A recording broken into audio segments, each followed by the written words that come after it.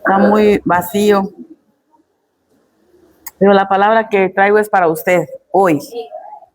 Vamos a orar. Le pediría por favor a los hermanos que se sentaran. Por favor.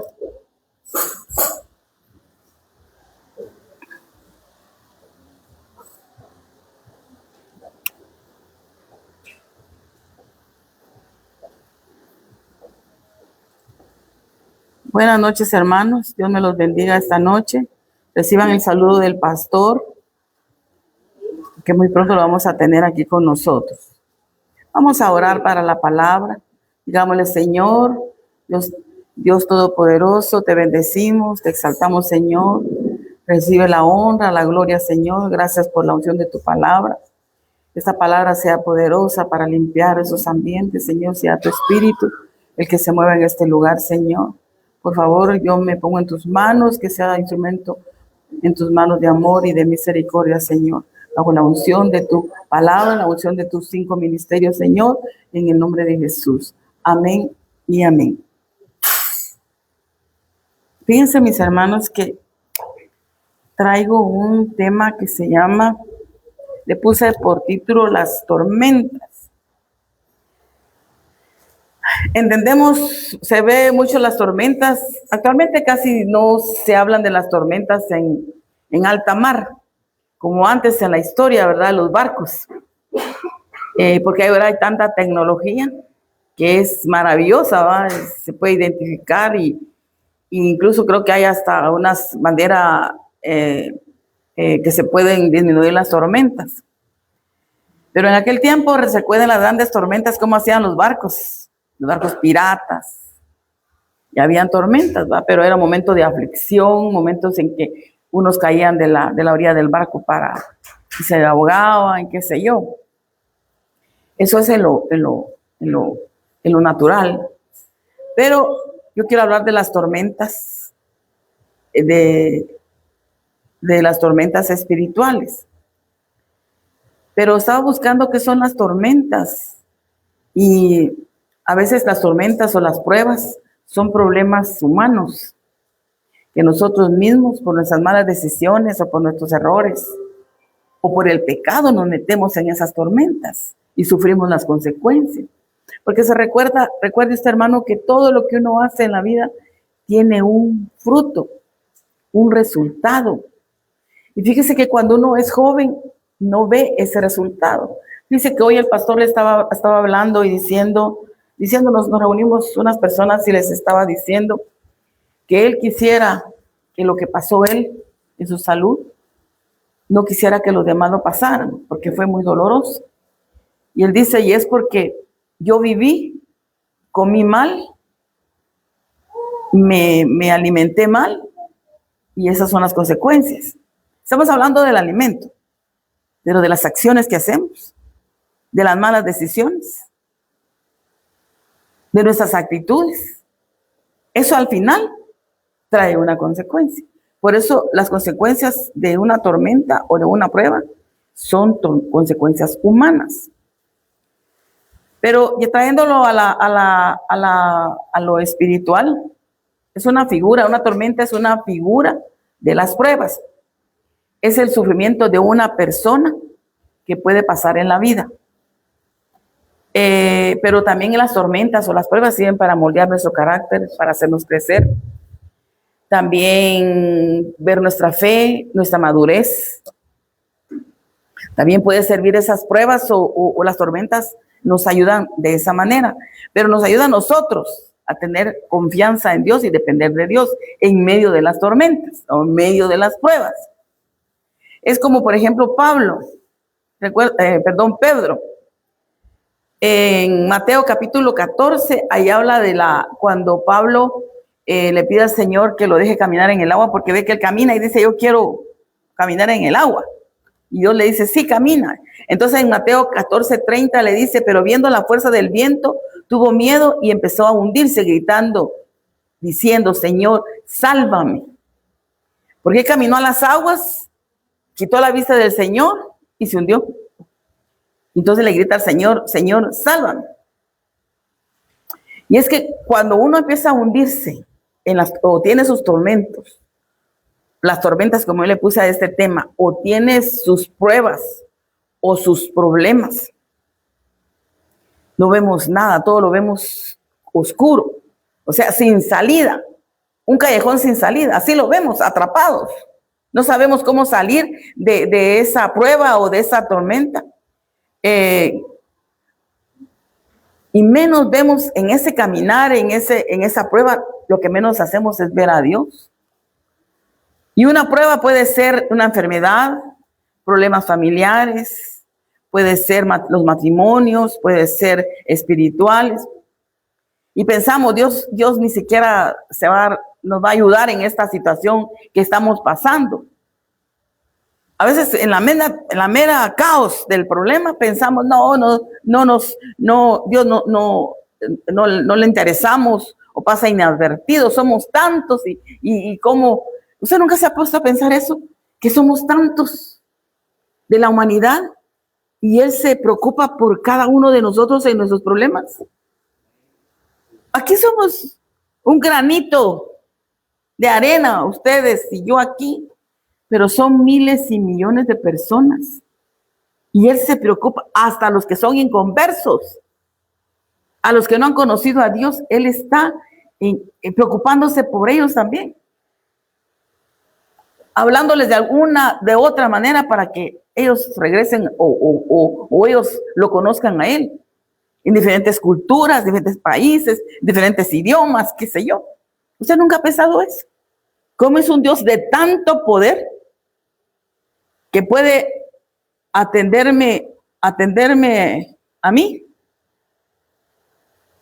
que vivo allá en zona 11 de Misco, y a ustedes aquí, que viven aquí en la zona 3? Yo me pongo a pensar, digo, Dios ha de ser un pulpo, tiene muchas ventositas y usted ha visto los brazos de los pulpos, tienen muchas ventositas. O sea, es un Dios, por eso dice omnisciente, omnipresente, omnipotente. Él se interesa en nuestra situación, Él no está ajeno a nuestro sufrimiento o a nuestro padecimiento o a nuestra prueba o a nuestro desierto o a nuestra tormenta. Porque fíjese que el Señor dice, me invocará y yo le responderé. Con Él estaré yo en la angustia. Es la Reina Valera del 60 en el Salmo 91:15. Me invocará y yo le responderé. Con Él estaré yo en la angustia. Quiere decir que el Señor, cuando lo llamamos, Él nos contesta. Y dice que va a estar con nosotros. Y Él nos va a librar de la tormenta. Eso así en pocas palabras. O sea, quiere decir que no estamos solos. En medio de la tormenta, en medio de la prueba. Ahora, ¿a quién es el que llamamos? Porque aquí dice, me invocara es llamar. Y Él va a responder. ¿A quién es? ¿Quién es Él?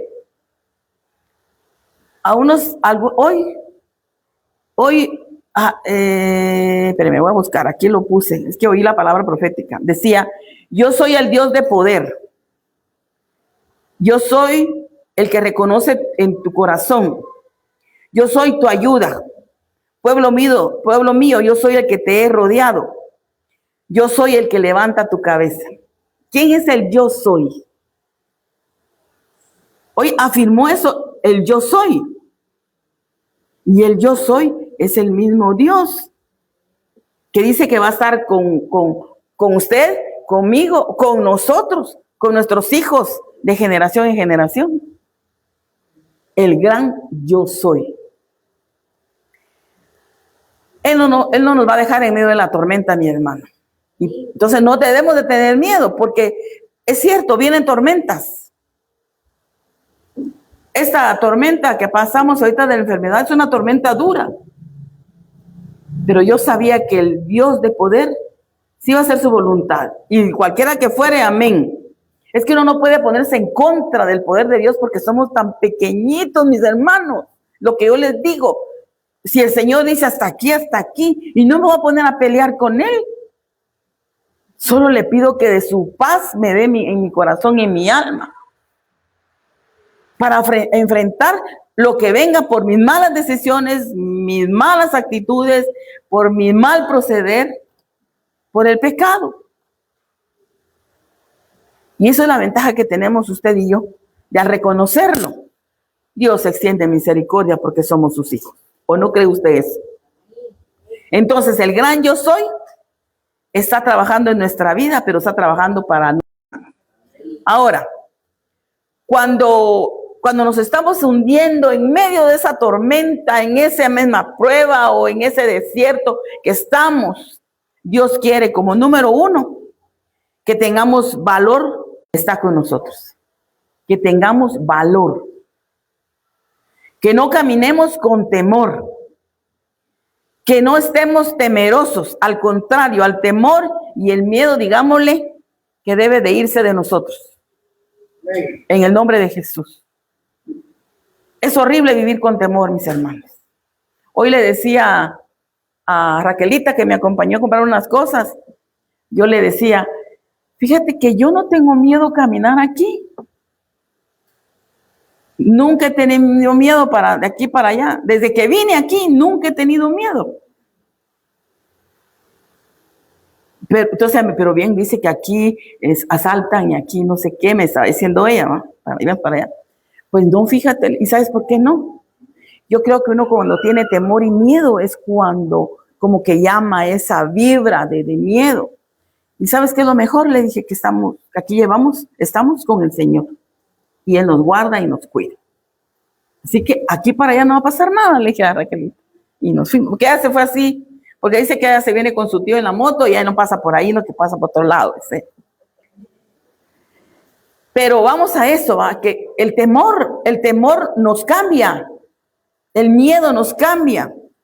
Pero debemos decirle al Señor que ese temor y ese miedo se alejen en el nombre de Jesús, porque hay un versículo en 1 de Juan 4:18, y usted lo conoce. Dice que el perfecto amor echa fuera todo temor. Porque el verdadero amor del Señor es incondicional, mis hermanos. Es un amor perfecto. Y sabe, el amor del Señor es perfecto. Pero ¿cómo es eso? Y nosotros somos imperfectos y Él nos da un amor perfecto. Y por medio de Él podemos nosotros dar y vivir el amor perfecto. Teniéndolo a Él en nuestro corazón. Y ese amor perfecto, siendo pecadores, nos dio a nuestro Señor Jesucristo. Para que ese amor permanezca en nosotros.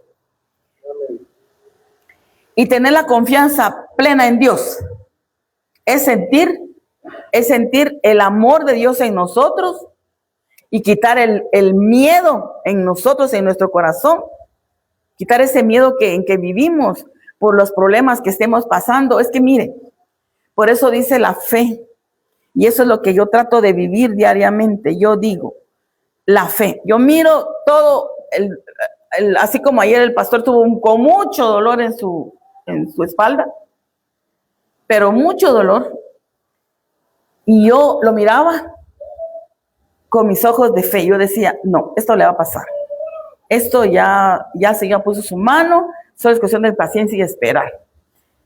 Y así, entonces me dice mi hija, mamá, pero tú, fuerte porque no eres tú. No, le dije, yo lo miro con ojos que nos mira el Señor.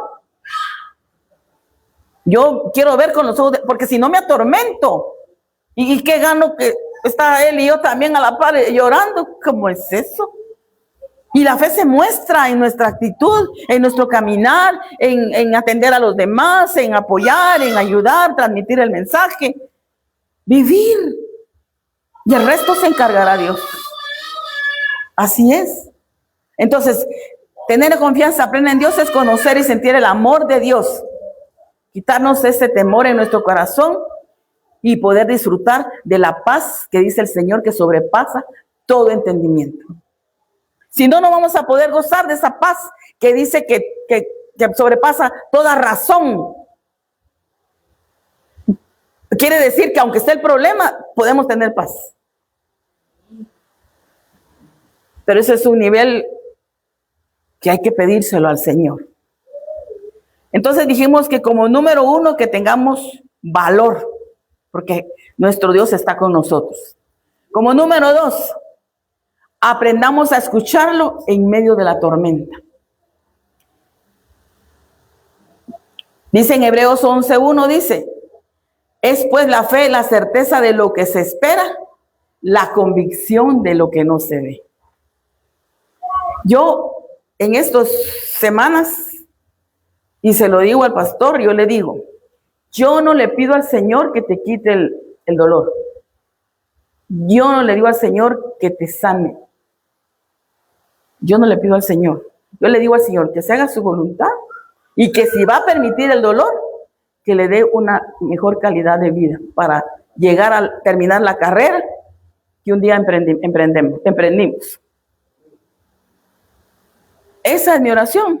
Señor, yo no te pido que le quites, pero que aprenda a vivir con eso. Porque hay cosas que no son irreversibles. Dios puede obrar. Si Dios resucita a los muertos, Dios puede sanar. Pero si no quiere, mejor que haga conforme. Esa es la convicción de lo que no se ve. Tenemos que arriesgarnos en la fe. Preguntarme al Señor qué quiere que hagamos, qué quiere que soltemos. Preguntar al Señor, Señor, ¿qué quieres que yo suelte? ¿Qué quieres que haga? Y decía al Señor, sí queremos salir de la tormenta. En el nombre de Jesús. Pero con las instrucciones que el Señor nos dé. Aprenderlo, a oír, aprender a escuchar en medio de la tormenta. Porque fíjense que yo creo que, bueno, en medio de la tormenta tenemos que aprender a escuchar al Señor. Como hizo con Agar. Dice, en Agar Génesis 21:17 dice que en el desierto le habló al Señor, en medio de la prueba, en medio de que tenía sed, en medio de que estaba despreciada, que se iba a morir ella y su hijo. Ahí le habló el Señor, en medio de su desierto. Entonces tenemos que decirle, Señor, en medio del desierto, en medio de la prueba, en medio de la tormenta, ¿qué quiere que hagamos? Y Dios puede darnos la instrucción. Pero ¿sabe qué es lo peor? Que a veces nosotros pensamos, esto es ridículo hacerlo. También pensamos, eso es incoherente, eso un loco hace eso de venir a tirarse aquí de rodillas. Así dicen. O que agarres tu pandero y empieces a danzar y decirle al Señor, Señor, te danzo a ti. Dice, está loca o loco. Es algo incoherente, algo sin sentido. Y a veces la Biblia tiene cosas ilógicas para la mente humana. Ilógicas que esto no concuerda. Pero tampoco tiene que estar de acuerdo a nuestros pensamientos, a lo que nosotros pensamos, porque somos humanos y no somos infinitos, somos finitos. Entonces, creo que lo que tenemos que hacer es ser obedientes y arriesgarnos en la fe. Que el Señor nos aumente nuestra fe para que nosotros podamos escuchar la voz de Dios y lo que Él quiere que hagamos. Porque en Hebreos 11:6 dice, sin fe es imposible agradar a Dios. Porque por fe andamos, no por vista. 2 Corintios 5:7. Porque por fe andamos, no por vista. Otro versículo dice, y la fe viene de lo alto para que nadie se gloríe. La fe entra por el oír la palabra del Señor. Miren, tantos versículos que dice eso. Pero oír la voz de Dios, oír lo que Él quiere para nosotros, no lo que nosotros queremos y necesitamos o lo que deseamos. Porque si no le da lo que uno quiere, se decepciona de Dios, ¿va? Dios no va a llegar con una varita y tú quieres un vestido nuevo, y hasta como que fuera la hada madrina y te te da tus gustos, no. Entonces, cuando nos estamos hundiendo en medio de la tormenta, les dije que queremos que escuchar la voz de Dios, una. Otra, les dije que tenemos que tener el valor, que tengamos valor, escuchar la voz. Y como número 3, mantenernos nuestra mirada en el autor y consumador de nuestra vida. No apartar los ojos del Señor. Porque si nosotros apartamos la vista del Señor o de la cruz, el mundo nos arrastra, mis hermanos. Porque el mundo tiene cosas atractivas y nos arrastra. Y es que, mire, eso que diga, los cristianos están para que sean pobres. Los cristianos para que tengan trabajos cualquiera. O sea que como que los cristianos no pueden tener su casa, su carro, su moto, comer bien, vestirse bien. Claro que lo podemos hacer como cristianos. Pero nos menosprecian porque dicen, yo no soy cristiano para no ser pobre. Por ahí oí a alguien que dijo, por eso mi papá no quiero que sea pastor, porque si es pastor, nosotros vamos a ser pobres. No sé, pobreza espiritual quizá, pero no sé en lo que estaba enfocado, pero así comentó. Entonces tenemos que estar enfocados en Jesús, en nuestro Dios, no apartar los ojos de Él. Y no miremos solo los problemas. Porque los problemas no es toda la vida. El problema tiene un tiempo. Porque primero viene la tormenta y después viene la calma. Como Mateo 14:30. Pero a ver el fuerte viento, dice, tuvo miedo y comenzó a hundirse. Y dio voces diciendo, Señor, sálvame. Y ahí estaba la mano de Dios, de nuestro Señor Jesucristo, y los rescató. Mientras Pedro tenía los ojos puestos en Jesús, caminó sobre las aguas. Pero quitó los ojos de Jesús y empezó a ver las olas. Y empezó a tener miedo y se hundió.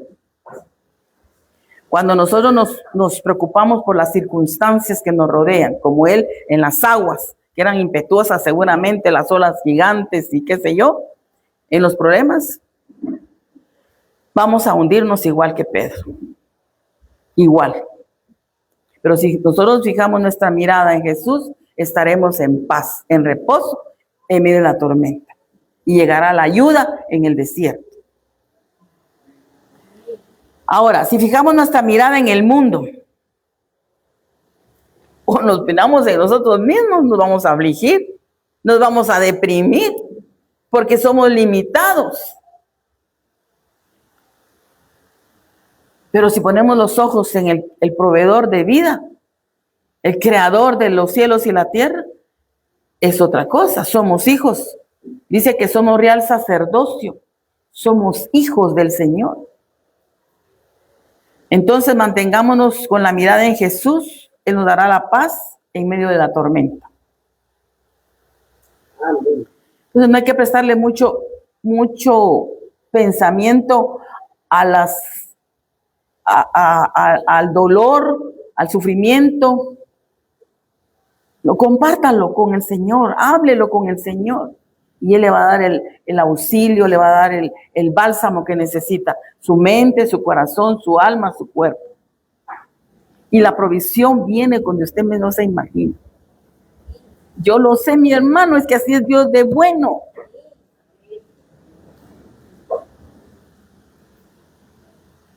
Por eso dice en Hebreos 12:2, como me gusta a mí ese versículo, Hebreos 12:2 dice, puesto los ojos en Jesús, el autor y consumador de la fe, el cual por el gozo puesto delante de él sufrió la cruz,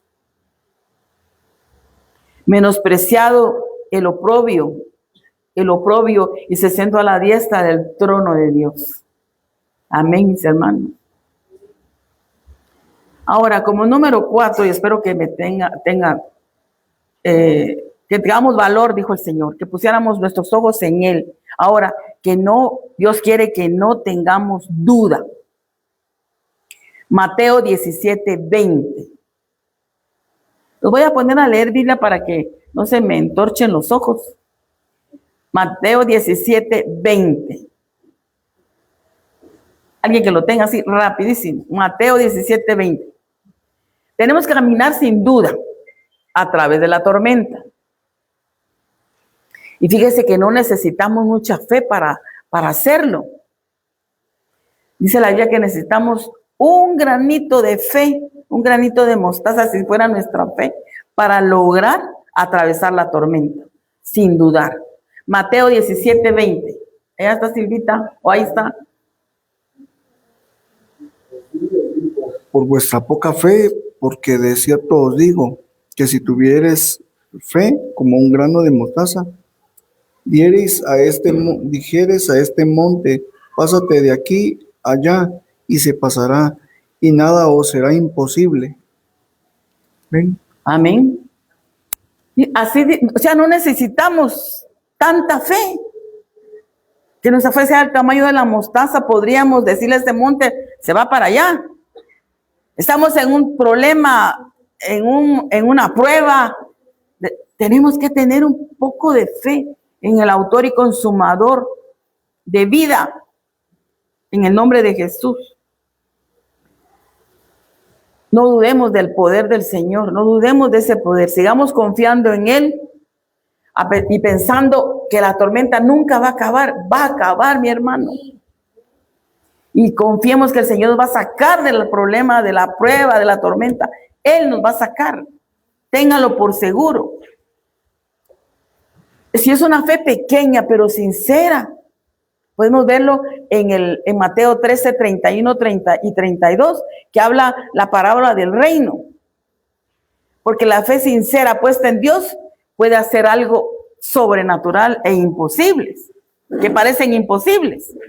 Dice, el reino de los cielos es semejante a un grano de mostaza, que a la verdad es más pequeña que todas las semillas, pero cuando ha crecido es mayor de las hortalizas y se hace un árbol.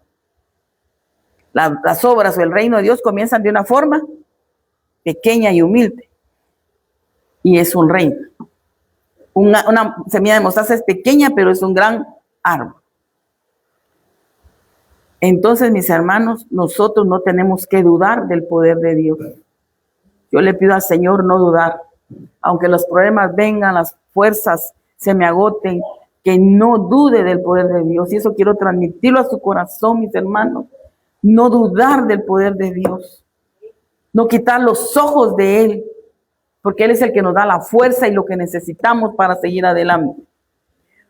Porque en el número 5 dice, alabemos a Dios. En el Salmo 34:1 dice, bendeciré a Jehová en todo tiempo. Su alabanza estará en continuo en mi boca. Malaya fuera eso, mis hermanos. Yo no puedo decir eso, que la alabanza está continua en mi boca. No es cierto.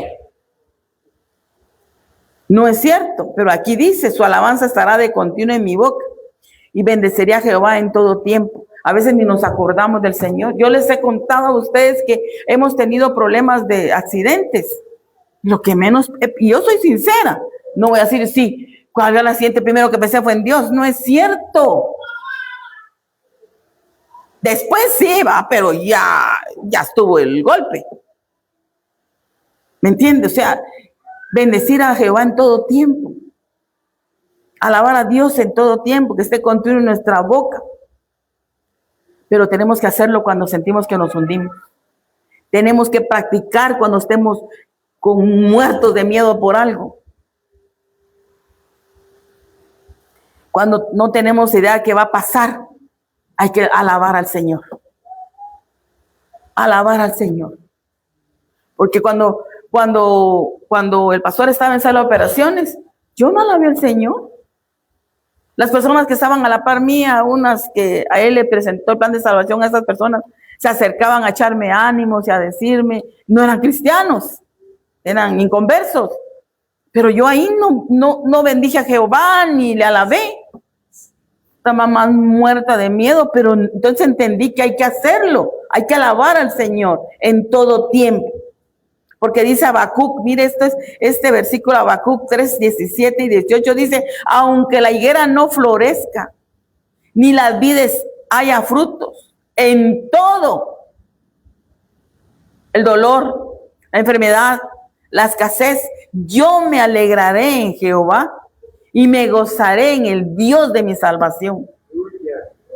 Pero eso cuesta, hermanos, hacerlo. Porque el dolor lo hace a uno, su mente se va para otro lado y es Dios el que tenemos que alabarlo con todo nuestro corazón, alabarlo en todo tiempo, darle gracias por esa tormenta porque eso nos hace acercar a Él. Tenemos que dar gracias porque tenemos que saber que no estamos solos, el Señor está con nosotros. Dice la Biblia en 1 de Tesalonicenses 5:18, dice, dad gracias en todo, porque esta es la voluntad de Dios para con vosotros en Cristo Jesús. Tal vez estamos pasando una tormenta, o estamos pasando una prueba y nos estamos hundiendo. Pero Dios no nos va a soltar, dice, no nos va a soltar, va a siempre estar con nosotros. Él nos va a sostener y Él nos va a cuidar. Así lo promete. En Isaías 41:10 dice, no temas porque yo estoy contigo, no te desanimes porque yo soy tu Dios. Te fortaleceré, te ayudaré, te sostendré con la diestra de victoriosa. 41:13 dice, porque yo soy el Señor tu Dios que sostiene tu mano derecha.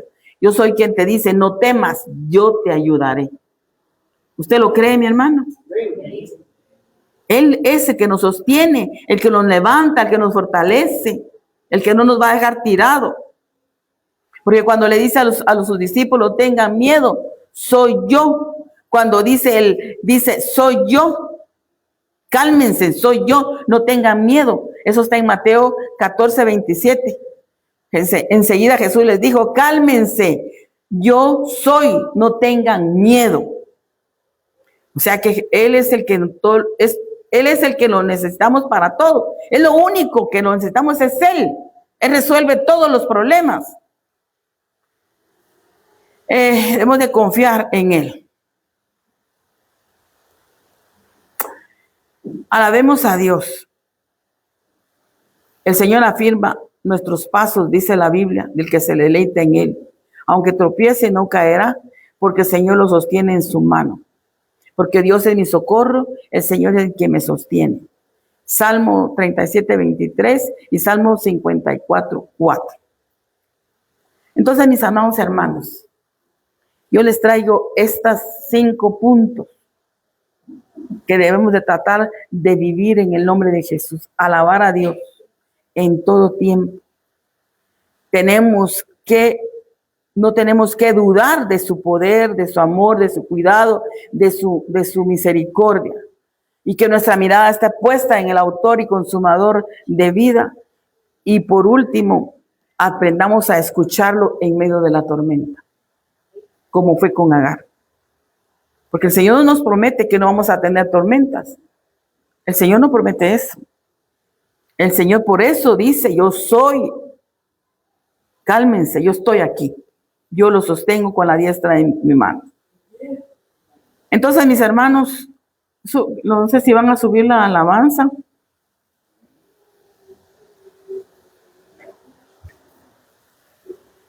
Vamos a orar.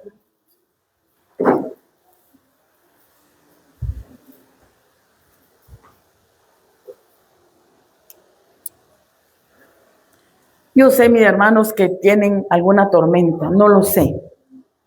Yo no conozco su corazón, no sé sus pensamientos.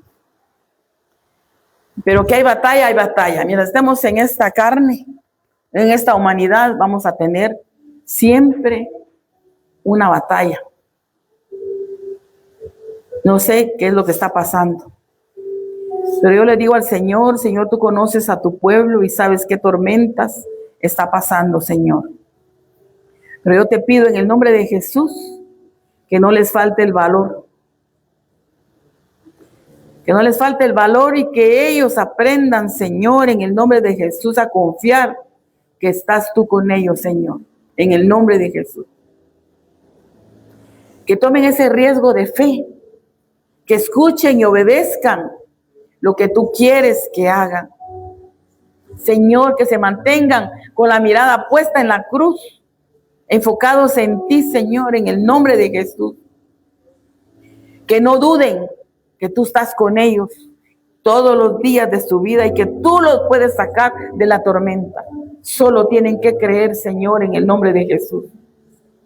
Y que en todo tiempo, en la alegría, en la tristeza, en el desánimo, puedan alabarte con libertad, Señor, en el nombre de Jesús.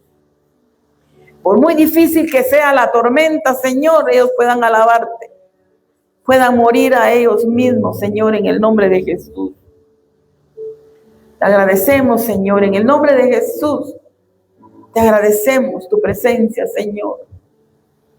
Ayúdalo, Señor, a cada uno por nombre. Tú los conoces, Señor. Póngase de pie y entonces esta adoración de bendecir al Jehová en todo tiempo.